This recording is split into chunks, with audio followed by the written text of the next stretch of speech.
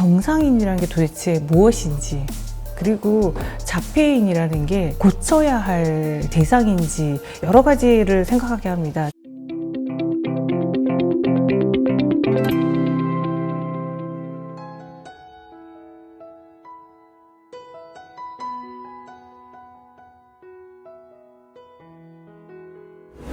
안녕하세요. 2024 지혜나무 자문위원님이신 사단법인 와우컬처랩 대표님 이현진 위원님과 함께 기술시대의 존엄에 대해서 이야기 나눠보려고 합니다. 존엄이란 단어 자체가 약간 생경합니다. 일상 속에서 많이 안 쓰는 단어인데 먼저 존엄에 대해서 이야기해 주시면 좋을 것 같습니다. 존엄이라는 건 현대적인 의미로는 인간에게 적용된 어떤 보편적 가치로서의 존엄이라고 볼 수 있는데요. 인간에 대한 무조건적인 존중을 요청할 수 있는 내재적인 객관적인 가치다, 이렇게 얘기를 하고 있고요. 사실 이 이야기는 주로 칸트에서 많이 가져오고 있어요. 특히 칸트는 이성적인 존재자로서 인간에게 어떤 무조건적인 존경을 요구할 수 있는 어떤 도덕 법칙도 무조건적인 가치를 갖는다, 이런 표현을 쓰고 있습니다. 근데 이제 기술 시대를 이야기하면 우리는 지금 20세기의 그 기술 발전을 경험하면서 인간의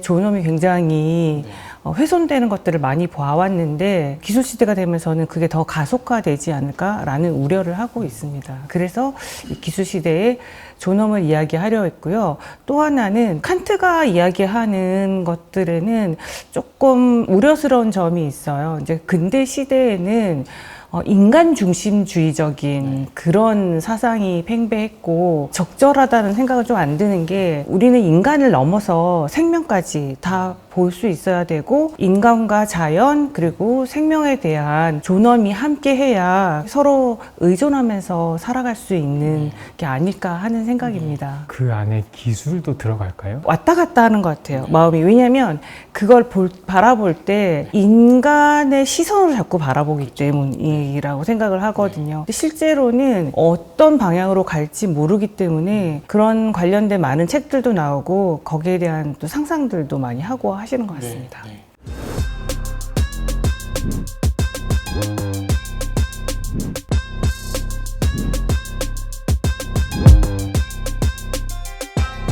이반 일리치는 20세기에 가장 급진적인 사상가라는 수식을 보는데요. 이 책에서도 이야기를 하고 있지만, 산업화된 사회에서 현대인이 물질적인 풍요를 누리기는 하지만 획일화된 상품 소비사로 전락했다라는 이야기를 하고 있어요. 이런 물질적인 가난이 아니라 창조적이고 주체적인 삶을 요구하는 어떤 자유나 능력을 빼앗겨 버려서 우리는 현대화된 가난에 놓여 있다, 이런 이야기를 하는 거거든요. 우리가 이거를 실제로 필요로 하는 게 아니라 산업사회가 만들어낸 허상이 아닐까, 그런 이야기들을 하고 있습니다. 이반 일리치가 또 주장하는 거는 지금의 시대가 인간을 불구로 만드는 전문가의 시대다라고 명명을 했고요. 그런 전문가의 시대는 인간을 무력화시킨다, 그래서 쓸모없는 존재가 된다라는 그런 이야기를 하고 있어요.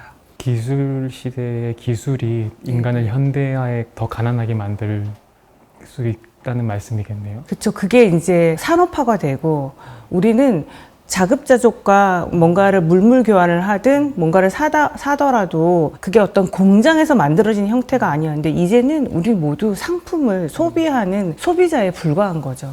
지금은. 그것과 관련해서 이분이 이야기하는 거를 제가 조금 읽어봐 드릴까 해요. 인간을 불구로 만드는 전문가의 시대라는 이야기에 관해서인데요.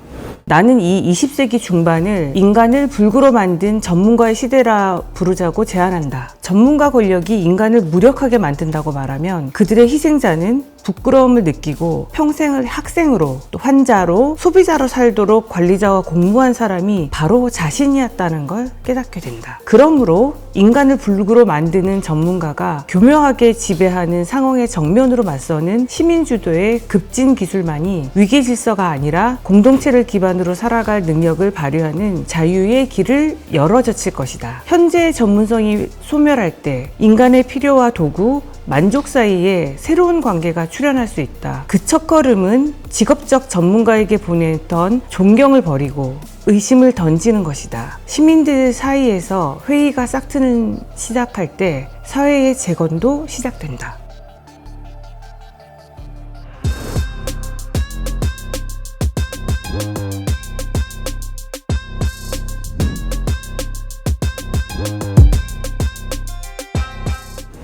세계 제2차 대전의 중심이 되는 이야기들인데요. 이제 이 책이 흥미로운 점은 1930년대부터 40년대까지를 아주 교차하면서 책이 쓰여지고 있고, 분량 자체는 굉장히 많지만 챕터 하나는 굉장히 짧아요. 그 짧은 책 안에서 굉장히 긴박감 있게 전개되는 이야기가 있고, 정적이고 또 아름다운 이야기들이 흐른다는 그런 묘미가 있습니다. 그리고 제가 또 이야기하고 싶은 부분은 생말로라는 이 지역에 말이 오르는 그 안에서 살아가고 있는데, 그녀는 그러니까 눈이 보이지 않기 때문에 사람들의 많은 도움이 필요하거든요. 근데 거기에 지역 주민들이 따뜻하게 그녀를 돕고 배려합니다. 근데 그런 어떤 공동체적인 삶, 그들이 존엄을 지켜가며 살아가는 삶을 보는 그런 묘미도 있습니다. 마리 로르가 눈이 보이지 않는 존재이잖아요. 근데 눈이 보이지 않는다고 해서 세상을 감각하거나 그러지 못하는 건 아니거든요. 시각을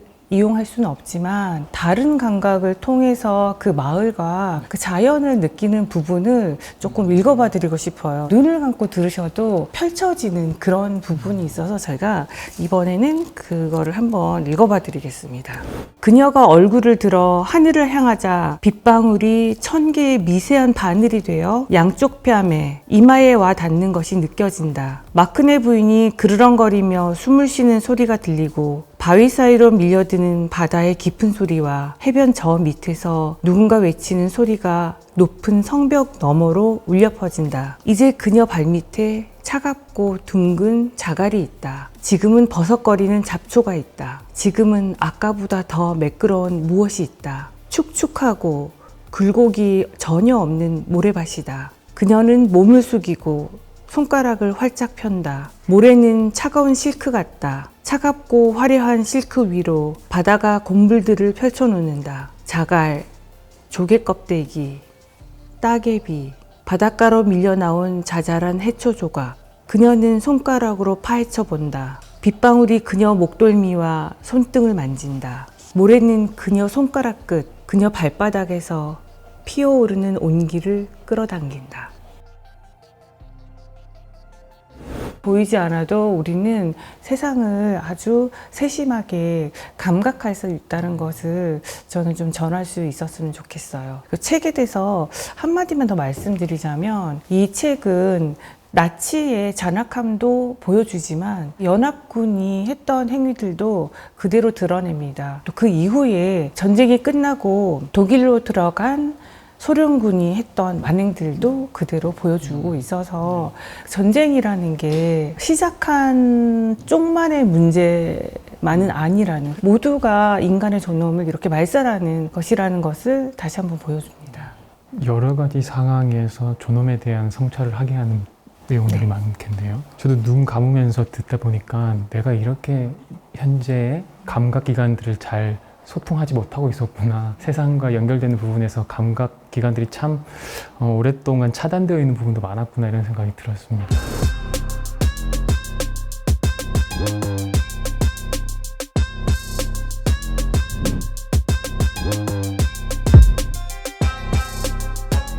이 책의 특징은 태아 때에 장애를 판별하면 고치는 기술이 있는 시대입니다. 줄거리를 짧게만 소개해드리자면, 루 에런데일은 거대한 기업의 특수부서에서 일을 해요. 그 특수부서는 자폐인들이 팀원인 곳이에요. 그런 팀을 왜 만들었을까? 회사라는 곳은 이익을 위해서 존재하기 때문에 이들의 아주 특수한 수학 능력을 빌리기 위한 거고, 그걸 통해서 굉장히 많은 이익을 냅니다. 다만 이제 자폐인은 우리가 말하는 정상인과는 조금 다른 존재들이기 때문에 이들이 일을 잘 할 수 있도록 하기 위해서 체육관도 마련해주고 또 개인 사무실도 다 주는 등, 어떻게 보면 좀 비용이 더 많이 드는 형태로 고용을 하고 있습니다. 그럼에도 그들을 고용하는 이유는 그들이 특별한 어떤 능력을 가지고 있어서 쓸모가 있기 때문이죠. 그런데 이제 어떤 일이 벌어지냐면, 새로운 부서장이 부임하면서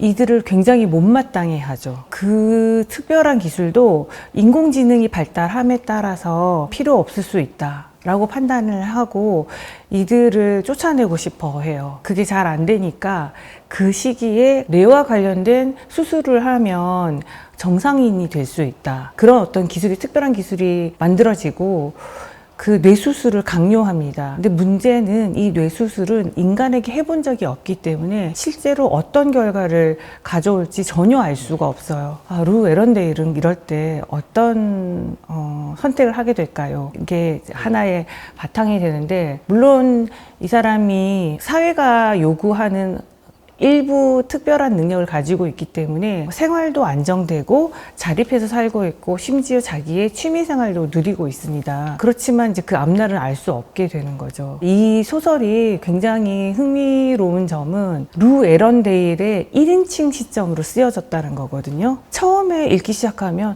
이게 뭐지? 이게 무슨 이야기지? 할 만큼 따라가기가 조금 어려워요. 왜냐하면 소위 말해 정상인이라고 하는 존재들이 사고하는 방식과는 좀 많이 다른데 그대로 기술을 하고 있기 때문에 처음에는 따라가기 좀 어려운데, 읽다 보면은 조금씩 그 삶을 이해하게 되고, 특히 이제 루 에런데일이라는 이 자폐인은 세상을 패턴으로 인식하거든요. 그런 방식도 매우 독특하고, 그걸 따라가다 보면 어느 순간은 루에게 감정이입을 하게 되어서 어떤 면에서는 안타깝고 안쓰럽기도 하지만 또 다른 면에서는 이 세상이 정말 경이롭게 보이기도 합니다. 그래서 사실 우리가 정상인이라는 게 도대체 무엇인지, 그리고 자폐인이라는 게 고쳐야 할 대상인지 여러 가지를 생각하게 합니다. 그래서 그 루 에런데일이 수술을 강요받고 있을 때 자기가 스스로 생각하면서 하는 이야기가 나와서 제가 그 얘기를